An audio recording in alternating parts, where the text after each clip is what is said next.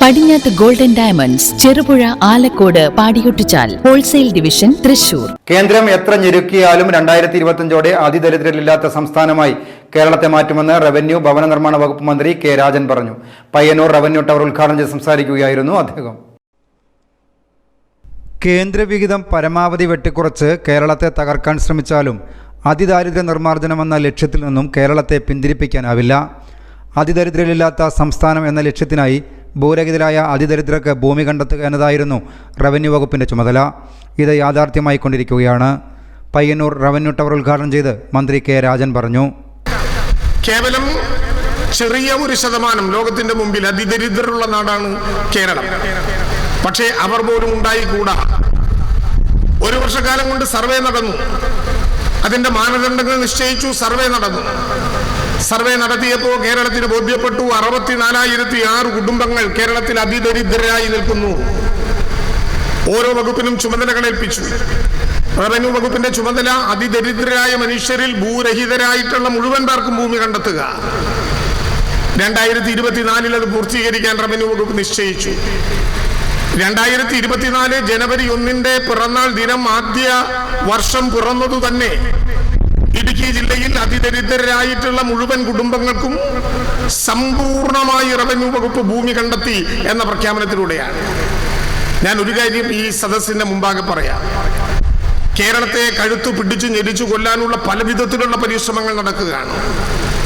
ഒരു ഭരണഘടനയുടെ കീഴിൽ, ഒരു ഫെഡറൽ ആശയത്തിന്റെ കീഴിൽ നിൽക്കുന്ന സംസ്ഥാനത്തിന് കേന്ദ്ര ഗവൺമെന്റ് തരാൻ നിർബന്ധിക്കപ്പെടുന്ന കേരളത്തിന്റെ അവകാശം, കേരളത്തിന്റെ വിഹിതം ലഭ്യമാകുന്നില്ല എന്ന് കാണുമ്പോൾ കാഴ്ചക്കാരായി മാറിയിരിക്കുകയല്ല.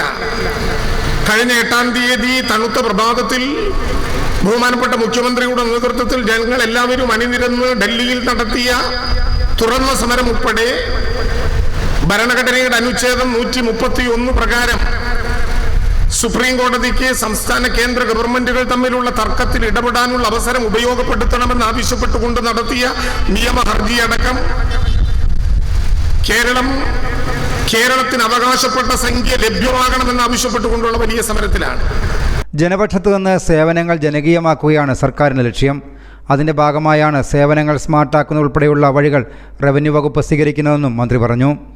2.5 കോടി രൂപ ചെലവഴിച്ച് 3 നിലകളിലായി നിർമ്മിച്ച പയ്യന്നൂർ റവന്യൂ ടവറിൻ്റെ താഴത്തെ നിലയിൽ വില്ലേജ് ഓഫീസ്, റെക്കോർഡ് മുറി, സ്റ്റാഫ് മുറി, election room, conference hall, toilet എന്നിവയാണുള്ളത്. 1-ാം നിലയിൽ തഹസിൽദാരുടെ മുറിയും ഓഫീസ് സൗകര്യങ്ങളും, 2-ാം നിലയിൽ LA തഹസിൽദാരുടെ മുറി, സ്റ്റാഫ് റൂം, റെക്കോർഡ് റൂം എന്നിവയുമാണ് ഒരുക്കിയിട്ടുള്ളത്. കെട്ടിടത്തിൽ ലിഫ്റ്റ് സൗകര്യവുമുണ്ട്. TI മധുസൂദനൻ MLA അധ്യക്ഷത വഹിച്ചു. M വിജയൻ MLA, ജില്ലാ പഞ്ചായത്ത് പ്രസിഡന്റ് PP ദിവ്യ എന്നിവരും സംസാരിച്ചു. News bureau, Payyanur. നിങ്ങൾ സ്വർണ്ണാഭരണങ്ങൾ വാങ്ങുമ്പോൾ വഞ്ചിതരാകാതിരിക്കാൻ ജാഗ്രത പാലിക്കുക. 2023 ഏപ്രിൽ 1 മുതൽ സ്വർണ്ണ പരിശുദ്ധി ഉറപ്പുവരുത്തുന്നതിന് കേന്ദ്ര ഗവൺമെന്റ് ആഭരണങ്ങളിൽ HUID നിർബന്ധമാക്കിയിരിക്കുന്നു. 100% ആഭരണങ്ങളും HUID മുദ്ര ചെയ്ത മലയോര മേഖലയിലെ ഒരേയൊരു jewellery Padinjath golden diamonds, Cherupuzha, Alakode, Padiyottuchal, wholesale division, Thrissur.